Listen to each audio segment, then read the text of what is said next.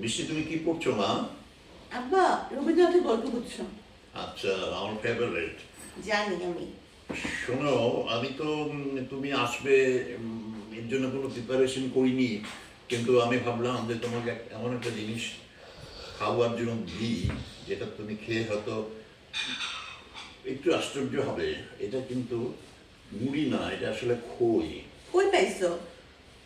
আমি কোথাও পেয়েছি, অনলাইন থেকে পেয়েছি না, কেননা এই লোকাল বাজারে এটা পাওয়া যায় না। বিসমিল্লাহ। তুমি এটা সরষের তেল দিয়ে খেতে পারো। তুমি খাইছো? হ্যাঁ, আমি খেয়েছি।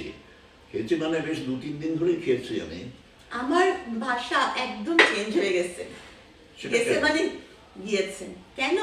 আমার মনে হয় নরসিংদীর প্রভাব। না, নরসিংদীর প্রভাব তো, ভূমিকম্প তো পড়ছে এখন, ভাষার মধ্যেও যদি এইভাবে পড়ে, তাহলে ভাষাটা তো ওই 10 রিক্টার স্কেলে চলে যাবে। তখন তুমি কি করবে? তোমাকে যে এতদিন ধরে স্কুল কলেজে পড়িয়েছি এবং নিজে দেখো গল্পগুচ্ছ করছো, এগুলো তো সব প্রমিত ভাষায় আব্বা, প্রমিত লেখা। ভাষা এখন দেখছি একেবারে মানে বিলুপ্ত। নাটকে, তারপরে হচ্ছে তোমার মুভিতে, সব জায়গায় এখন মানে কোথাও কোনো প্রমিত ভাষা ব্যবহার নাই। শোনো, পুরো বাংলা বাংলা জাতিটা যে ধ্বংসের দিকে যাচ্ছে, এটা এটা আরেকটা আলামত।